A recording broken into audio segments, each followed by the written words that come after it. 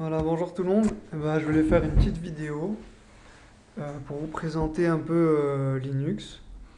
Donc voilà, hein, petite intro. Bah, je fais ça parce que niveau technologique, c'est quand même on vit dans un monde où on est un peu envahi par ça et donc si on n'est pas si on n'est pas capable de l'utiliser convenablement, bah c'est un peu chaud pour nous quoi. Donc voilà, pour un peu pour commencer un peu ça sur Linux, niveau sécurité, ce qui est assez avantageux voilà sur Linux, c'est quand même plus sécurisé que Windows et voilà après je vais pas étayer là-dessus parce que je connais pas forcément plus. Ce que je sais c'est que voilà on n'a pas les droits administrateurs comme ça, il faut passer par des commandes à des mots de passe systématiques pour pouvoir effectuer certaines commandes sur Linux.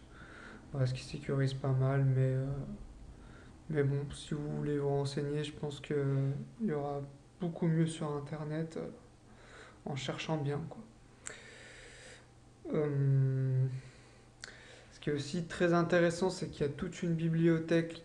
Donc là, sur le Linux que j'ai, là, le Linux Mint. Alors, je sais plus quelle version, je mettrai peut-être la version dans la description. Euh, voilà, il y a toute une bibliothèque de logiciels. Vraiment, des fois, voilà, on est surpris parce que ce qu'on peut avoir, par exemple, voilà, niveau jeux vidéo, ceux qui aiment bien Minecraft, il y a une version de Minecraft, Minecraft non officielle, quoi. Ce qui est assez intéressant. Et voilà, c'est du freeware, entre guillemets, c'est du logiciel libre, quoi. La plupart des choses qu'il y a sur ouais, il n'y a pas des super notes, ce que je vois. Enfin, bon, bref. Euh, voilà, ce qui est intéressant, c'est que même la plupart des logiciels qui vont être proposés, c'est des logiciels gratuits, quoi. Donc voilà, ce qui est vraiment bien, quoi. Ce qu'on a surtout besoin. Euh, voilà, hein, franchement, pour étayer un petit peu euh, Flatpak. Qu'est-ce qu'on a dans Flatpak? euh, ouais, je savais pas qu'il y avait ça. FlatHub. Moi, je découvre en même temps, moi, je connais pas tout, hein. Voilà, on a les logiciels classiques, des trucs de chat en ligne, Discord et tout. Qu'est-ce qu'on a d'autre? Voilà, WhatsApp. Ce qui peut dépanner. Pour l'utiliser WhatsApp, ils utilisent un flashcode en fait. Il faut que vous l'ayez sur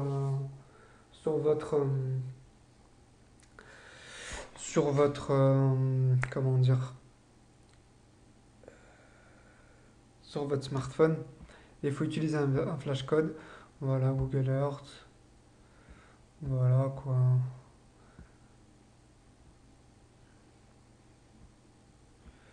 Voilà, tout un tas de logiciels qui peuvent s'avérer utiles. Des logiciels dont je vous parlerai plus tard pour stocker des mots de passe. Alors là, niveau sécurité, vraiment, je trouve que c'est vraiment la chose utile, vu la multiplicité des mots de passe qu'on a quand on commence à utiliser Internet. Avoir quelque chose pour les stocker qui sont eux-mêmes sécurisés par un mot de passe, je pense que ça peut vraiment s'avérer utile si par exemple on a 10 mots de passe et qu'on veut des mots de passe forcément différents pour que ce soit plus sécurisé. Et avoir un logiciel comme ça s'avère vraiment utile. Voilà, parce qu'on ne va pas s'amuser à mémoriser tout ça. À part pour ceux qui travaillent leur mémoire et tout, mais bon, je pense pas que tout le monde fasse ça. En bureautique, moi j'imagine qu'on a le classique. Voilà, bon, pas tout regarder, sinon ça va être long. On va essayer de faire rapide. Développement, voilà, des outils pour tout ce qui est développement de logiciels, tout ça, tous ces langages-là. Graphisme aussi, outils, système. On va s'amuser à les graphismes, même si moi j'y connais rien. Voilà, internet, donc voilà, tout ce qui est navigateur, courriel. Ah, ça peut être intéressant ça. Voilà. Mon jeu, bon, c'est pas plus utile. Multimédia, qu'est-ce qu'il y a dedans? Voilà, toute une suite de logiciels. Donc vraiment, il y a vraiment de... Ah tiens, je savais pas qu'il y avait Mumble. Ça, c'est intéressant. Euh, voilà, hein, franchement, c'est vraiment bien, hein. On a souvent on cherche des choses et vraiment on tombe sur ce qu'on recherche, hein, souvent. Outils système. Voilà, ça c'est des trucs. Sciences, éducation, voilà, ça va même jusque là. Suggestion. Voilà quoi. Donc voilà, et donc même avec bon, principalement même un outil pour rechercher un logiciel qu'on cherche, je sais pas, bah, par exemple on a vu Mumble tout à l'heure. Bon, je le trouve pas ultra efficace, bah là voilà, par exemple quand même il l'a trouvé. Mais des fois il trouve pas ce qu'on cherche alors qu'il est dans la bibliothèque, c'est un peu bizarre ça. Mais bon, ça reste quand même utile, même la recherche elle quand même, c'est rare que ça fonctionne pas. Voilà. Euh, Donc aussi le terminal, alors le terminal, ce qui s'avère vraiment le truc ultra utile quoi. On peut lancer des logiciels, on peut lancer des commandes pour faire des choses très poussées. Donc voilà, là pour tout ce qui est l'usage informatique assez poussé, euh, ça s'avère utile. Pour ceux aussi qui font de la programmation, bah, normal, c'est très très utile. Euh, Voilà, il y a tout un tas de commandes qu'on utilise. Voilà, pour n'importe quel logiciel, voilà, on peut les utiliser d'une manière très poussée. Voilà, il y a même des commandes qui tracent toutes les commandes qu'on a tapées. Donc là, j'en suis à quoi? Ma 1994e commande. Donc voilà, je viens juste de taper History. Là, on voit juste ce que j'ai utilisé comme commande précédemment, quoi. Voilà, donc ça va loin, hein. Euh, voilà, hein. Donc moi, je vais faire bref, hein. Parce que je vais pas pouvoir être exhaustif parce que c'est ultra long. Donc pour vous montrer un petit logiciel, donc ce que je parlais avant, c'était donc logiciel de stockage de mots de passe, donc sécurisé, de ce que moi j'ai pu comprendre apparemment. Donc je le lance voilà, via la ligne de commande. Donc je vais rentrer là-dedans. Voilà, je rentre le mot de passe, donc il me fait accéder à une bibliothèque de mots de passe que moi-même j'ai créée. Donc voilà, ok. Je vais dans le sous-dossier. Et voilà, par exemple, mettons si j'ai créé telle, telle ou telle chose, bah, ça peut s'avérer utile. Donc voilà le titre de la chose, le nom d'utilisateur que je vais utiliser ce sur tel site, le mot de passe en lui-même. Donc voilà, un mot de passe quelconque qu'on peut copier, coller hein, si on est un peu flemmard entre guillemets. Voilà, hein, on peut le copier. Euh, donc voilà, on peut noter une URL. Sauf que je viens de découvrir, voilà, on peut même faire expirer le message à ce que si j'ai bien compris. Ou ouais, peut-être même le changer à partir d'un certain délai. ça peut être utile. Pour moi, non, mais voilà. On peut même générer donc des chaînes de caractères aléatoires qu'on peut utiliser. Donc voilà, on peut varier sur la quantité de chaînes de caractères qu'on utilise, voilà, jusqu'à 64 caractères. Voilà même le type de caractère, donc pour vraiment complexifier les mots de passe qu'on veut mettre. Donc voilà, on peut les voir et ils sont générés vraiment au hasard, quoi. Euh, voilà, il y a tout un tas d'options, hein. S'assurer que le mot de passe possède un caractère de chaque groupe. Voilà, quoi, vraiment avoir des mots de passe qui s'avèrent complexes pour vraiment que ce soit sécurisé, quoi. Après, bon, j'ai pas tout exploré, je connais pas tout. Voilà, mais on peut mettre des icônes à tel mot de passe pour les identifier plus facilement. Voilà, donc c'est vraiment utile. Donc voilà, donc tac, pour retourner en arrière. Comment je fais? Voilà, ici. Voilà. Donc là, mon deuxième potentiel mot de passe, j'ai mis un plus gros mot de passe par exemple. Donc là, je peux le regarder pour le copier. Voilà, hein. Donc, vraiment utile.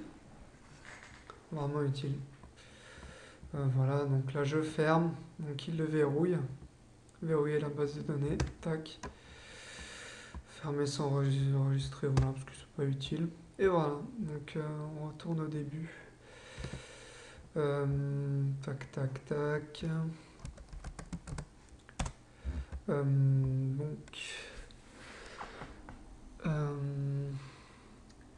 un petit logiciel aussi que j'utilise beaucoup qui pourra s'avérer utile forcément ou pas pour vous.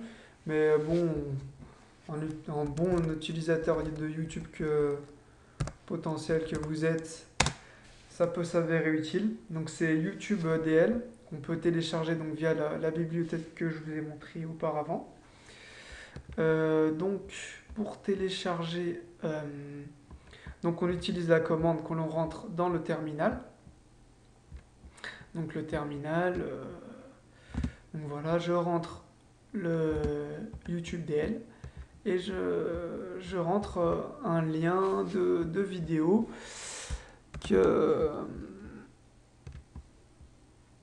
que je veux utiliser. Donc voilà, donc par exemple j'ai ce lien là. Voilà, le lien YouTube, mais ça marche aussi sur pas mal d'autres plateformes vidéo. Donc, vraiment c'est super bien.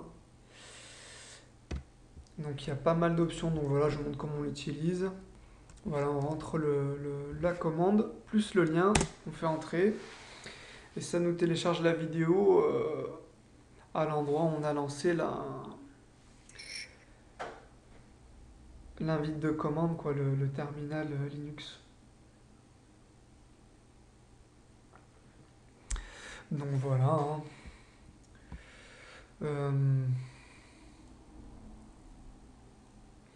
Voilà, donc je peux vous montrer quelques options qu'il y a en plus sur YouTube DL. Hop, YouTube DL. Ah oui, c'est Help pour lui. Voilà, donc là je vais rentrer dans l'interface de YouTube d'aide de YouTube DL. Donc voilà, même si on a des mots de passe, on a tout un tas d'arguments, comme on dit dans le jargon, pour pouvoir utiliser dans certaines conditions et avoir certaines options pour pouvoir utiliser le logiciel dans,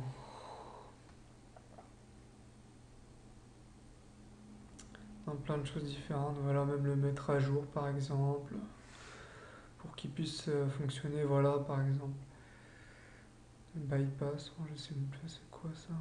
Oui, s'il y a des restrictions sur les endroits où on est, pouvoir télécharger quand même notre vidéo est bloquée dans tel pays, et ben on peut la télécharger en utilisant cet argument ou l'autre, je sais pas, je l'utilise pas. Euh, voilà, donc on peut utiliser, il y a vraiment énormément de possibilités, quoi. Voilà, voilà, tac, tac, tac, voilà, le mettre à jour, voilà. Ça, c'est les arguments, par exemple, pour le mettre à jour. Voilà, donc, voilà, voilà. Mince, je me suis coupé. Voilà, hein, je crois que j'ai fait une petite revue de ce que je pense être les avantages de YouTube DL de mon point de vue. Alors encore de mon point de vue, les inconvénients, c'est niveau si on est un peu geek sur les bords, si on aime bien les jeux vidéo, bah ça peut s'avérer être un inconvénient parce que il n'y a pas forcément toutes les compatibilités. Quoique, quand même, ces derniers temps, c'est en train de changer, mais voilà, c'est à savoir, quoique sur YouTube, enfin, qu'est-ce que je raconte sur Linux, et bah voilà, on n'a pas forcément toutes les compatibilités niveau jeux vidéo. Voilà, donc ça c'est à savoir. Euh, voilà, voilà, bon, je pense que j'ai à peu près tout dit. Bon, j'espère que j'ai pas été trop long, mais ah si, voilà. Peut-être que ça, je peux vous le dire, ce qui peut s'avérer intéressant. Donc sur Linux aussi, on peut... c'est pas mal de systèmes, je pense. Que ça existe aussi, les scripts. Donc on peut lancer des scripts. Donc en fait, des scripts, qu'est-ce que c'est? C'est une, on va dire, une suite de commandes que l'on lance via l'invite, via le terminal. Donc, pour vous montrer un petit peu, là j'ai mis par exemple une commande qui va utiliser YouTube DL, euh, qui va lancer ensuite une autre commande qui va arrêter donc l'utilisation des commandes pendant 2 minutes. Donc voilà, la commande s'appelle sleep. Voilà, 2 minutes. Et ensuite, il va lancer qui passe X. Bon, là, je fais un truc qui est totalement inutile, mais c'est pour vous montrer l'exemple. Donc je vous montre un petit peu comment ça fonctionne. Donc là, j'enregistre mon fichier qui doit être normalement dans mes scripts. Donc, pour trouver mes scripts, moi, je vous montre un peu comment on tourne un petit peu. Par exemple, là, pour aller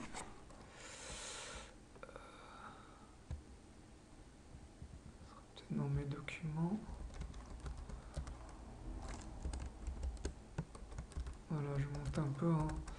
Même comment je galère un petit peu, moi aussi, qui suis débutant. Ça vous aidera peut-être à comprendre comment ça marche, comment on se déplace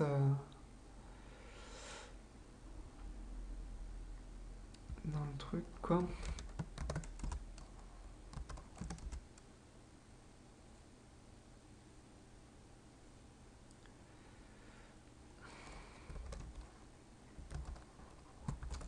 Voilà, donc en fait, je vais retrouver mon fichier script, si j'y arrive.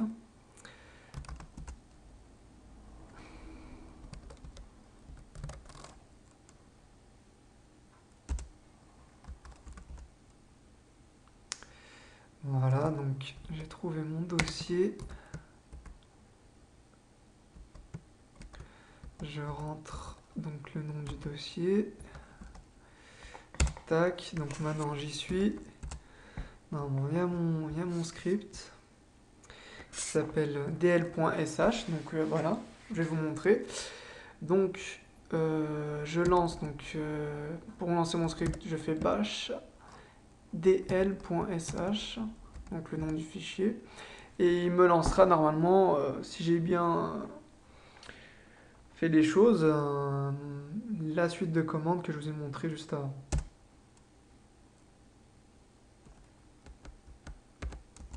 Voilà.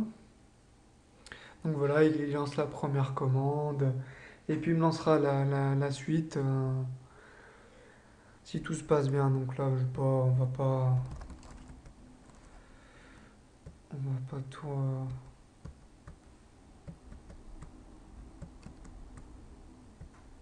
on va pas tout regarder, c'est pas forcément utile. Voilà, hein, donc voilà, je crois avoir à peu près tout dit, hein. Voilà, hein. Donc je pense on peut quand même utiliser l'informatique dans la mesure où on le connaît d'une bonne manière. Je pense qu'en passant par Linux, c'est déjà un bon début parce qu'on peut commencer à comprendre la machine, le truc et voilà, et plus être un simple utilisateur où on est juste un utilisateur et en fait où on est trimballé, où on est aiguillé. Vraiment, je pense qu'on peut acquérir, pour acquérir une certaine indépendance, Linux, dans le sens où on va comprendre le système, bah, je pense que Linux, ça s'avère être une très bonne chose. Voilà, donc voilà, je crois que j'ai tout dit. Voilà, et bah plus tard tout le monde. Allez, salut.